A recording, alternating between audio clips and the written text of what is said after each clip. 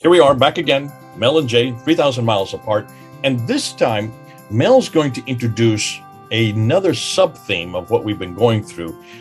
Always, we've been looking at the standard Islamic narrative, SIN.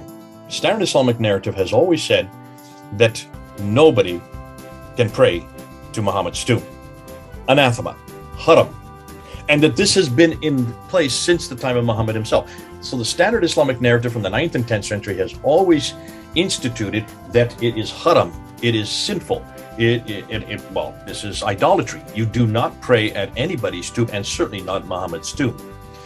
And nobody has ever questioned that. Well, Mel's going to question it. And the reason why he's going to question it, he's going to do what he's always done so well. He is going to go look at the historical record, and he's going to look at buildings. He's going to look at inscriptions. He's going to look at writings to see if this was the case at the beginning of the 7th and 8th and on century. And if this was haram, let's just see if the historical record supports that.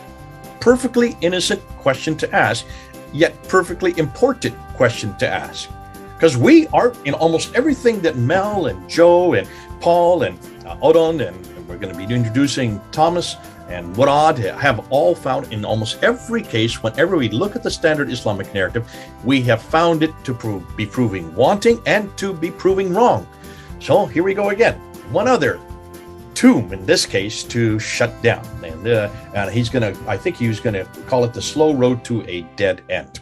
So over to you, Mel. Tell us what you found. Right. So the slow road to a dead end, I can't resist a good pun. You probably will recognize this building here, the Taj Mahal. Yes, I've been there many times. Okay, yeah. And perhaps our audience will not be familiar with this place here. In fact, I wasn't either. This used to exist right up to the 20th century, and it got destroyed. Oh, hold on a minute. Not the Taj Mahal. You're talking about the one. No, this building to the right. I'm going to reveal this building later. It's a bit of a teaser. But the story I'm going to be revealing with you has got a number of key progressions. So if we look at the story arc, as it were, it tells a very different tale to what the standard Islamic narrative would have us believe. Ibn Jubair, writing in the 13th century, describes the beautiful mausoleums in Medina. Then An-Nawawi, again writing a little bit later in the 13th century, not only describes these mausoleums, but describes how visitors to Muhammad's grave prayed to him, seeking his intercession before Allah. So in other words, Muhammad, I never realized this, but Muhammad for them was an intercessor, like a demigod, that a mediator between God and the human race. So that's quite a shocker, quite a surprise. And then Ibn Taymiyyah, who lived from 1263 to 1328, he denounces the visitation of Muhammad's grave. Ibn Abdul Wahhab, in the 18th century, takes up these ideas again and creates a movement, which became the Wahhabi movement, which the Saudi government have taken on until very recently. And they have spread these Wahhabist ideas right around the Muslim world. And then in 1806 and again in 1925, following an earlier reconstruction, the Wahhabis destroyed the mausoleums in Medina. Only Muhammad's grave was spared. So this is where we're heading. So what's interesting is there's quite a difference between the early part, where Muslims were quite happy to visit these mausoleums, which existed for about 1,000 years or more. And then later on, not suddenly, but gradually over time, there was a change in view of the idea of going to these graves, praying towards the grave of Muhammad and other people associated with him, and asking for his intervention before God, or his intercession, I should say, before God. Don't know if you want to jump in on any of that, Jay? No, this is good, because what you're bringing up, and this is something we've always known, that it is with Ibn Taymiyyah. Ibn Taymiyyah in the 1300s, so the 14th century, along with Abdul Wahhab, who comes in the 1700s. 18th century. Both of them are known as the father of radicalism. Radicalism, and remember, it's Ibn Taymiyyah that what says that in order to be a good Muslim, you must read the book, follow the man. The book being the Quran, Muhammad would be the man. So he was the one that would have been confronting this whole idea of bowing down to tombs, because that goes against the book and it goes against the man, supposedly. Wahhab was the one then that picked that up and created, his name was then given to the namesake that has now his whole ideology of Wahhabism, which is now rampant all over the world because of the petrodollars of the Saudi Arabians, who are dependent on him for their theological authority. So it stands to reason that these two names, and you brought them up, are the ones who have confronted this idea. But look at the dates. 1328 and 1792 are the death dates for both these men. With that understanding, then you can then see that in 1800s and then 1925, they went around and then they destroyed these mausoleums. And that is still continuing today. What did ISIS do? What did the Taliban, the ones who've just taken over Afghanistan, look and see what they did when they were in power over 20 years ago. They destroyed those Buddhist statues. You remember them? So this is still being carried on today. But is that and what you're asking, the question is, when was that introduced? I would suggest those dates you have on the screen there is when that is introduced, not the 7th and not the 8th century. Now, am I jumping the gun? Maybe I'm not. Maybe I am. No. But it's fascinating that you brought up the two names that I would have brought up as supports for this anathema or this attack against or anything that's idolatrous, or in this case, the tombs. Yeah, so what I would say is that these tombs and the fact that Muslims are recorded to have visited these tombs and prayed towards the graves of people like Muhammad, that suggests that this was a belief held by possibly a large number of Muslims. It was a practice which they were in the habit of doing for centuries. These tombs supposedly go way back to the beginning. Now, I would suggest it probably wasn't the 7th century. They may have been built in the 8th and 9th century. But nonetheless, we're talking about a good 1,000 years, if not more, where Muslims were visiting these places. And you have to imagine the reaction when these tombs were destroyed. This caused a major furore in the Muslim world at the time. This was not a popular action at the time. Maybe later, it might have been viewed, like later in the 20th century, it might have been viewed differently, because as you mentioned, the Saudis were propagating these more extreme views, but in the early days, these extreme views were more rarer and more not the mainstream, but the how would we say, the kind of extreme view. Let's put it that way. What we would call the extreme right or radical right. Yeah. So to begin with some basic stuff, what's a mausoleum?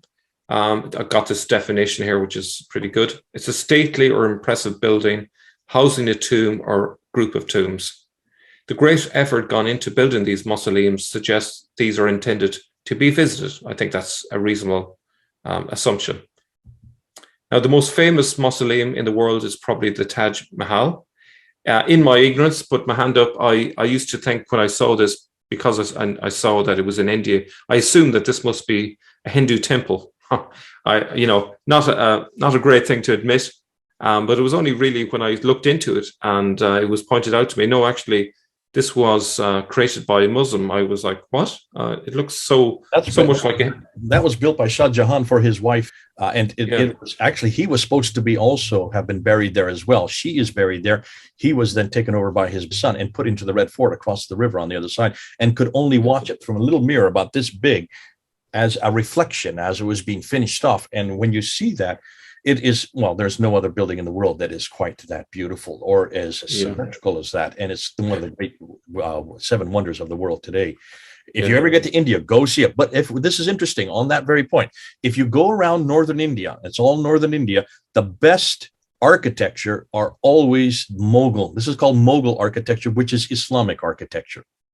Yeah. Because of the fact they could not put their creative juices into any other area like paintings and other things like that, because that was seen as haram. They put it into calligraphy and they put it into buildings like this. And in almost every case, these were primary, the best ones, the best examples of them were always tombs.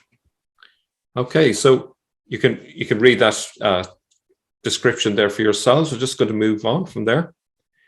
So this, at first glance, seems surprising, as hadiths teach that such places are not allowed and visiting graves is strictly forbidden. So take this example here. It was narrated from Abu Huraira, said, the Messenger of Allah said, if one of you were to sit on a live coal that burns him, that would be better for him than if he were to sit on a grave. So sitting on a grave is symbolic of visiting a grave or praying at a grave. And so there are hadiths like that which are strictly against this idea. This is part of the standard Islamic narrative. And we have here Abu Martad al-Ganawi reported Allah's messenger as saying, do not sit on the graves and do not pray facing towards them. This is from Sahih Muslim. And another one, do not pray facing towards the graves and do not sit on them. Again, Sahih Muslim. And I won't read all of these, but as you can see here, may Allah curse the Jews and Christians for they built the places of worship at the graves of their prophets. And again, may Allah's curse be on the Jews for they built the places of worship at the graves of their prophets. And so if we take all of that into account, if the hadiths were authentic and early, we'd expect that there to be no mausoleums either for Muhammad or his nearest relatives, right? So that seems logical. If the hadiths, as often suggested, come from the 7th century onwards, 8th century, surely there'd be none of these, especially in the most important place in Islam's geography, which would be places like Mecca and Medina. But that's not the case. Ibn Jubair, 1145-1217, describes the tombs at al-Baqi as he saw it during his travel to Medina. He says the grave of Hassan bin Ali, situated near the gate to its right hand, has an elevated dome over it. His head lies at the feet of Abbas bin Abdul Muttalib, and both graves are raised high above the ground. The walls are panelled with yellow plates. I just put gold with a question mark. That's me, not the original. And studded with beautiful star-shaped nails. And you can see there's the source where I got that from. Please note that this was in Medina, arguably the geographical heartland of Islam. These tombs existed for 1,000 years, visited by countless generations of Muslims, and it was only in the 19th and 20th century that they were finally destroyed by supposed traditionalists. But the real tradition really is the fact that these existed for 1,000 years, visited by literally millions and millions of Muslims over the centuries. Now, and Nawawi, a little bit later in that same century, in the section devoted to visiting Muhammad's grave that is found in his book on pilgrimage, and there's the title of it, which I'm not going to attempt to repeat. The visitor stands and greets the Prophet, then he moves to greet Abu Bakr and Umar. Then he returns to his original position, directly in front of Allah's messenger, and he's referring to the grave of Muhammad, and he uses the Prophet as his means in his innermost self, and he seeks his intercession before his exalted and mighty Lord.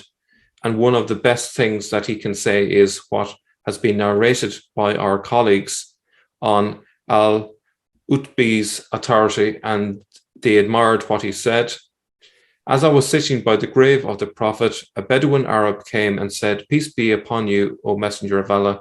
I've heard Allah saying, if they had only, when they were unjust to themselves, come to thee and asked Allah's forgiveness, and the messenger had asked forgiveness for them, they would have found Allah indeed oft returning most merciful.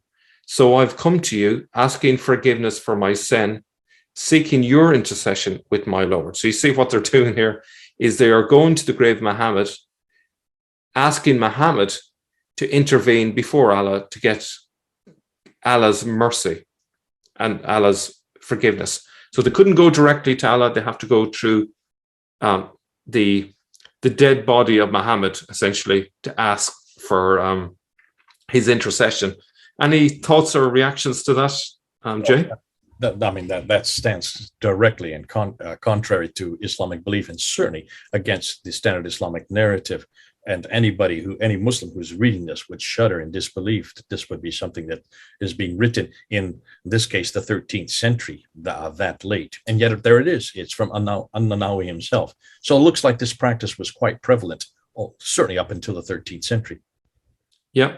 And I would say that to me, it seems more likely that this came first. This practice was probably from the earliest days, and the hadiths are a redaction in reaction to this practice that they're trying to eliminate, because it's clearly a theological embarrassment in later centuries, because they are trying to present Islam as a monotheistic religion, and yet people are going to the grave of Muhammad and asking for his intercession, which places Muhammad as somewhere between a human and God, perhaps like a demiurge or a demigod.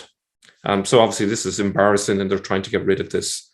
And when you say embarrassing, for those, just so people know what you're talking about, and we've talked about this in earlier episodes, what this is suggesting is, when you look at this, if this is happening in the 1300s, and the traditions are from the 9th and 10th century, it looks like the 9th and 10th century traditions which confront this are not written in the 9th and 10th century, but must be written much, much, much, much later, as we're going to find out. And we have said it already on our programs. We don't have any originals of Al-Bukhari, Sahih Muslim, Ibn Dawud, Tirmidhi, or even Ibn Hisham or Al-Waqidi or Al-Tabari. We don't have any of the originals at all. They are all from copies. The earliest manuscripts we have for any of these don't really appear. Well, one appears in the 11th century, just one of the 9 volumes. The others appear in the 15th and 16th century. So it looks like even what we call Al-Bukhari and Sahih Muslim and all these hadith writers from the 9th century, we've always dated them 870, 875 and whatnot, late 9th century. We don't even know if that is correct anymore. It could well be, from what you're suggesting here. We know that these would have to have been written after this period. This is the 13th century, and it looks like probably this theology of that is against the tombs and worshiping in tombs was something that was introduced in the 15th and 16th century. Yeah, thing is, once you have a book, you can always add extra hadiths whenever you want. So even if we grant them that Al-Bukhari was written in the century that it's supposed to be written, that doesn't preclude extra parts being added later, because I think you mentioned in one of the earlier videos that we can find an earlier volume of his work, but in terms of the 9 volumes, we can only find the full collection. I think, is it the 19th century?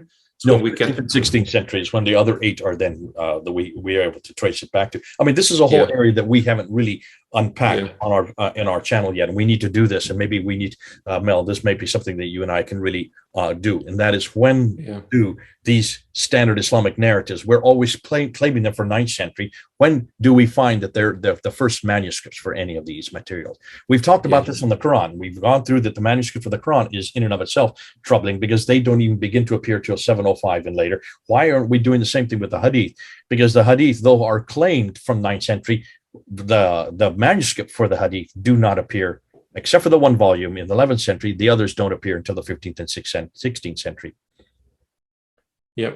Okay. So was An-Nawawi unaware of those hadiths that prohibited praying facing towards graves? It seems odd that he could be unaware. He ought to have been aware if such hadiths existed, as he was a Sunni, Safite jurist and hadith scholar.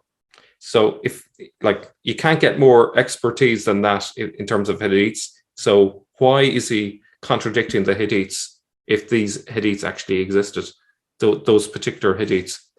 Such prohibitions seem to have been first proposed by another jurist who was influential after him, Ibn Taymiyyah.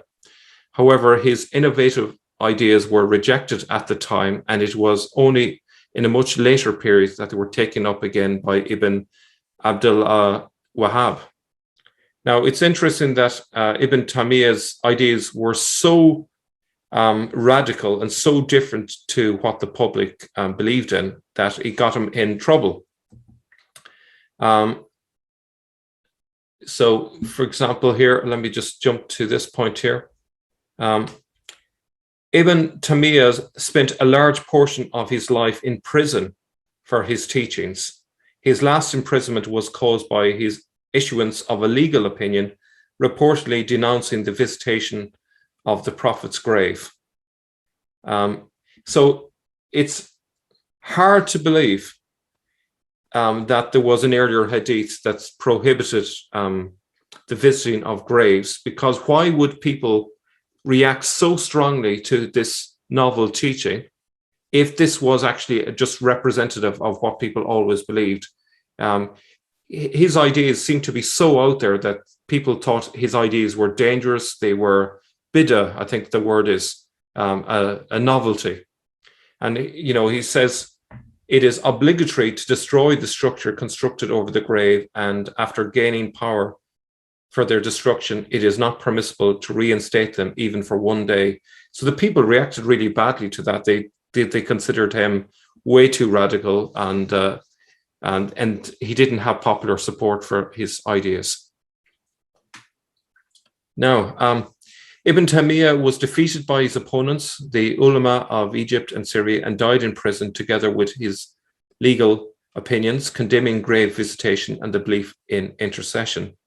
Despite his failure to prevail in his lifetime, however, Ibn Taymiyyah left an influential legacy for subsequent generations who in the following centuries still impelled to engage in similar debate, whether in refutation of his arguments or in defense of them.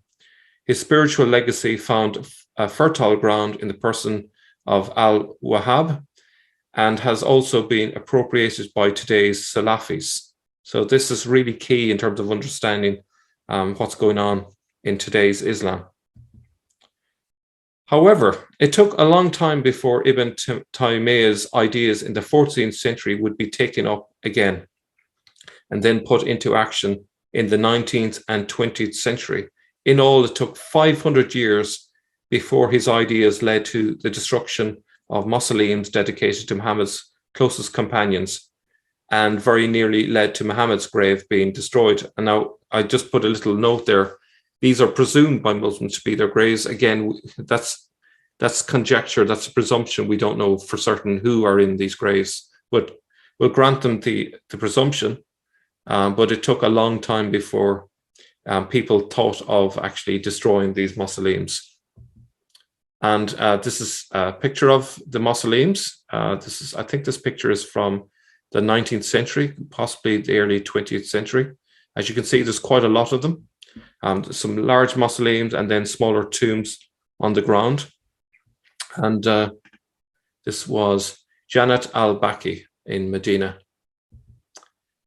Historical records show that there were domes, cupolas, and mausoleums there before the 20th century. Today, it is a bare land without any buildings. And here are, as I say, some of the people that are supposed to have been buried there. It's kind of a who's who of early Islam, according to the Sen. You can see Fatima, Uthman, apparently, the wives of the Prophet, and so on. And yet, they decided that they're going to destroy the tombs of these really important people, which seems very odd indeed.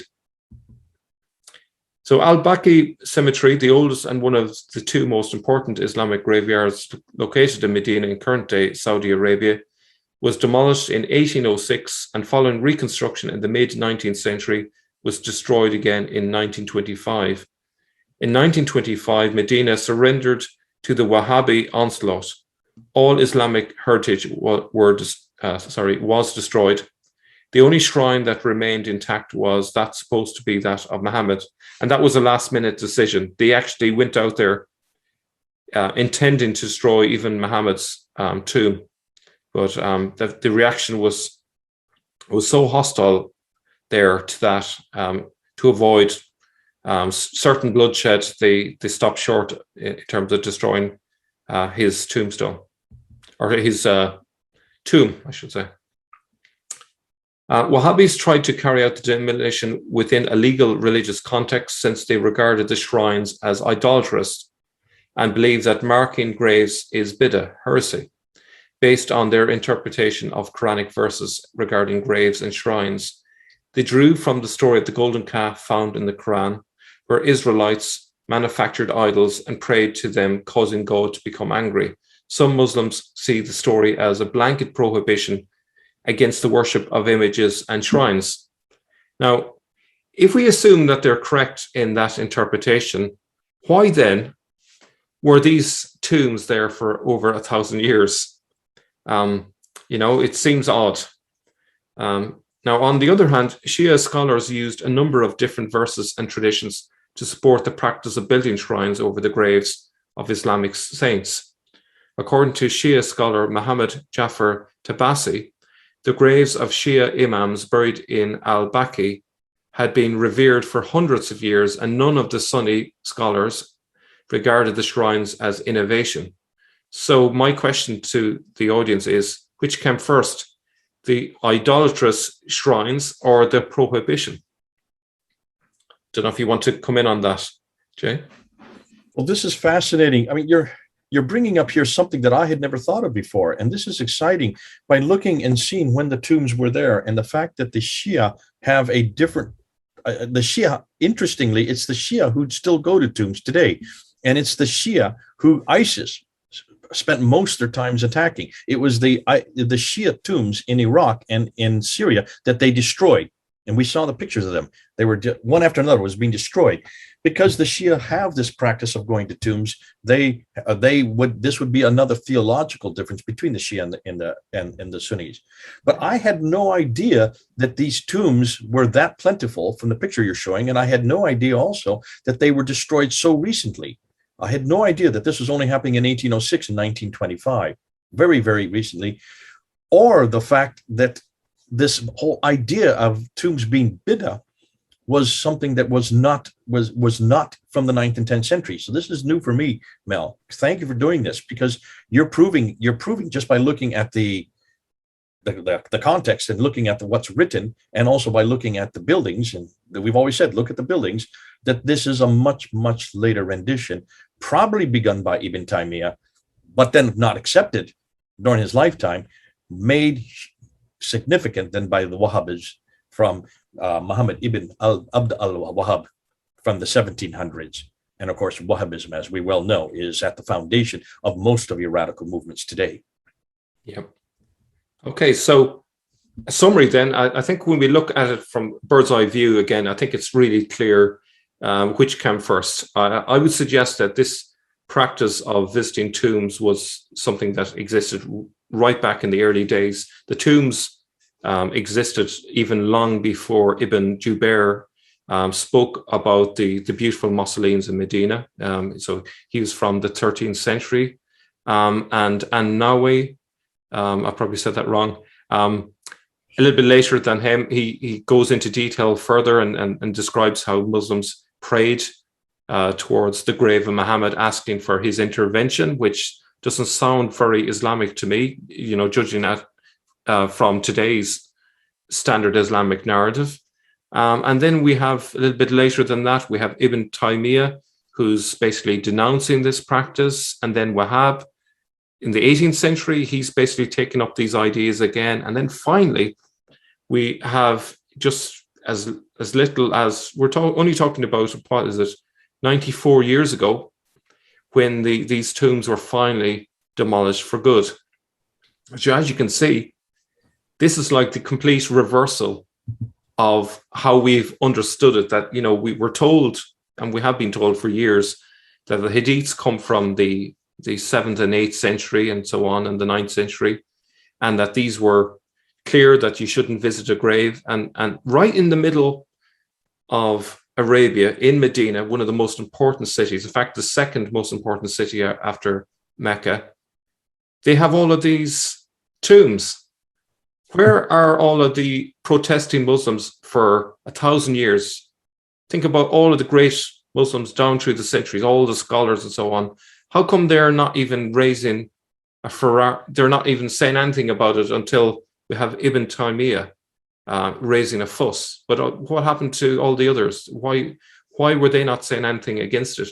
I would suggest it's because there was no hadith that said anything against this till later. Maybe the first hadith was inspired by Ibn Taymiyyah rather than the other way around. But that's my take on it. I'll come back to you, Jay. Listen, here I don't know whether you know it or not, but you introduce a whole new genre. Have you seen what you're doing? We have now looked at the mosques. We have looked at the inscriptions. We have looked at the coins. You have looked at the paintings and statues. And now here comes a fifth one, the tombs. Of tombs and temples, but tombs in this case. No one's looked at tombs before. And you say, let's just follow let's just follow the evolution of something as simple as tombs. What are tombs for? Well, tombs are places where you remember people. That's why we have graveyards. That's why we all have, well, many of us have graveyards. And tombs were the same thing. And when you remember people, then you acknowledge them. Then after a while, the acknowledgement, especially if it's a great person and somebody who's important to you, you then go to them. And then you also you don't just do a puja there. You also start asking them for intercession. So that progression of intercession does take place. And you looked at that by looking at the writings, and especially on Nawawi. I'm glad you use An-Nawawi, because he is important to this whole discussion. When he says that this is the reason they went to tombs. Well, you then said, well, when was this confronted? Well, according to the standard Islamic narrative, this was confronted by Muhammad himself. This was confronted from the very beginning. This was anathema, and that's why the hadith are so much against the idea of going to tombs, because that is shirk. You're now elevating a person who is dead alongside God, because if you're asking for intercession, then you're asking for something that only God can do, only God can permit, and that is intercession. That is a deity can do that. So you're elevating Muhammad to almost divine status, which I can understand is a problem, theologically speaking. But this did not happen at the time of Muhammad, nor did it happen during the 9th century when the hadith were being written down by Al-Bukhari, Sahih Muslim, Ibn Dawud in 870, 875, and on up till Al-Tabari in 923. That did not happen in the 9th and 10th century, because you're giving An-Nawawi, and you're giving these references that are from the 1300s, and that you're also saying that this even was considering, this was still there because the tombs, you look at the picture and say the tombs were still there all the way until the 19th century, until the 1800s, especially the ones in Medina. And it was a great picture you have of the whole number of tombs there. I've never seen those tombs before. Well, there's a reason I've not seen those tombs. They have now subsequently been destroyed. So the idea of that Ibn Taymiyyah in the 1300s, 14th century, confronts this practice, saying that it's bid'ah, saying that this is wrong. He gets persecuted. He gets put into prison. And so because he gets put in, he dies in prison. So it did take off that early, but he is the one that gives the groundwork. And I've been working with radicals almost my entire ministry. For 30 years, I've been working with radicals. And when you talk to a radical Muslim, they always mention Ibn Taymiyyah. Ibn Taymiyyah is the grandfather of radicalism, they tell me all the time. But no, he just introduced it. Who is the one that actually put it to practice? It's Al-Wahhab in the 1700s. You bring up Wahhab. Thanks for doing that. Because Wahhab is the one that actually takes Ibn Taymiyyah and he puts it into categories that everybody could understand. And see, that didn't really take hold. Wahhabism was really remained in Saudi Arabia and did not really take hold until the 20th century. And the reason why Wahhabism then finally took hold was because of oil. Oil wealth then created Wahhabism and pushed Wahhabism right across the world. And that's why the Muslim Brotherhood in the 1920s and up to the 1940s, there in Egypt, took Wahhabism and made it a practical application. And one of the first things they did is anything that gets in the way of God, anything that commits shirk, anything that is to be worshipped or to bow down to or is intercessory, that is besides God is bid'ah.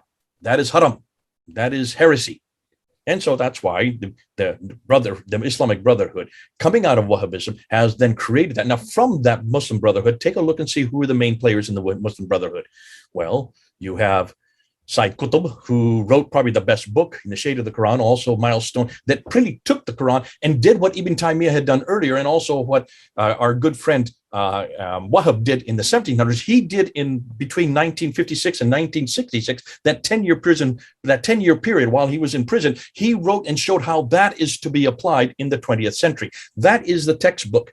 That is the textbook for all radical Muslims. And what does it say? Right carefully, it says over and over again, you do not associate anybody with God. Tombs should not, and he talks about tombs. I mean, you can go and read it. He does talk about tombs. And what's fascinating, he is the one that influenced Ayman Zawahiri. Ayman Zawahiri was his favorite student. Not only Ayman Zawahiri, look and see who is, and let me just get his name, Yusuf Qaradawi, who is on Al Jazeera television every night. He's there in Qatar. You can go see him, Al Jazeera television. He was a student of Sayyid Qutb, And he was from the Muslim Brotherhood. He is also from the same stable. So he's taking this Wahhabism, and he is the one that has had, Ayman Zawahiri is the one that had influence over Osama bin Laden. And who are the ones that started attacking the tombs? And who are the ones that started attacking the statues? It was the Al-Qaeda that started doing that, who then influenced the Taliban. And the Taliban, who are the ones who destroyed those two Buddhas. And then who are the ones, it's Zarqawi, who's being trained up by Ayman Zawahiri. It's Zarqawi who leaves Afghanistan, comes back to Iraq, and he is the one that influences Muhammad al-Baghdadi, Muhammad ibn al-Baghdadi. The Baghdadi is the creator and the instigator for ISIS. ISIS is the one that takes that theology coming out of, yes, Wahhabism, and ISIS uses it to go all over Syria and all over Iraq, destroying one tomb after another. Look at the pictures from ISIS from 2014 to 2015. Tomb after tomb after tomb is destroyed. You have brought a whole new genre here that I never thought of until you just brought it up just now. What we're seeing even today as we speak, and what we're going to see from here on out, anytime you see a radical Muslim, Sunni Muslim attacking tombs and shrines, they are following not the traditions of the 9th and 10th century. They're not even following anything from the 12th and 13th century. They are following what Wahhabs started instituting, coming out of Taymiyya from the 14th century in the 18th century. But that the practice is then created in, as you say, the two dates are 1806 and 1925. That's where the tombs were being destroyed. It is still happening today. Oh, I love this because you can just run with this, Mel. This is exciting because you're bringing a genre that I've never thought of before. Yeah. Here's the thing. People may not get the reason why they're destroying the tombs. The reason why they must destroy the tombs is because they need to hide the early history of Islam. That's its number one purpose. And the work that we're doing in terms of exposing that early history, this is their greatest nightmare, because the reason why they're spending so much effort destroying all of these tombs is because it tells a different story. It breaks the standard Islamic narrative. They want people to believe that the Hadith started first and so on. I'm going to support what you've just said. Let me just show you this picture. Take a look at this picture here. Look at this is a picture of Mecca a few years ago. Look at all the cranes. Notice the two arrows, and I'll just emphasize the two arrows. One arrow is pointing to Khadija's house. The other arrow is pointing to where Muhammad's birthplace, house. They have been destroyed to make way for all these skyscrapers. Why do you think they're destroying that? Exactly what Mel's saying. They have to destroy the evidence. They have to destroy any place that could be used as a place of devotion. Someone as important as Khadija, the wife of Muhammad, the first wife of Muhammad, to destroy her house, they have to destroy anything that could be worshipped or anything that would consider to be haram. Fascinating. Love this. This is going to be fun because from here on out, we've got to see where this progresses. We're introducing a new genre. Mel didn't even know that he's introducing a new genre. Let's follow it through and see if these tombs actually are, the destruction of tombs is something that came much, much, much later, not as the standard Islamic narrative says from the time of Muhammad. This probably was introduced by Ibn Taymiyyah in 1300s, made into a practical application as a theological position in the 1700s by Ibn Wahhab, then started to be put into practice by the Wahhabis in 1806 and also 1925. And now we're seeing it being put into practice by almost every radical group that we come across today. But it has nothing to do with Muhammad. It has nothing to do with the 7th century. And it has nothing to do with the origins of Islam. God bless you. Thanks so much, Mel. This has been fun. This is going to go back now. For people, you may want to argue, may want to confront us. You may want to also disagree with us. You've got the comments below, and we will certainly read them. I'll let Mel try to respond to them as best he can. And then we may have to come back and redress it and even put some new categories. Or even if you find other tombs that have been destroyed, please let us know, because we need to inflate this genre to bring it to the fore, because it's going to be a whole nother study that's going to take off from here. God bless you. It's been so good having you. Mel, thanks again. It's fun keeping up with you. I love what you find. Over there in Ireland, here in the United States, Jane Mel, over and out.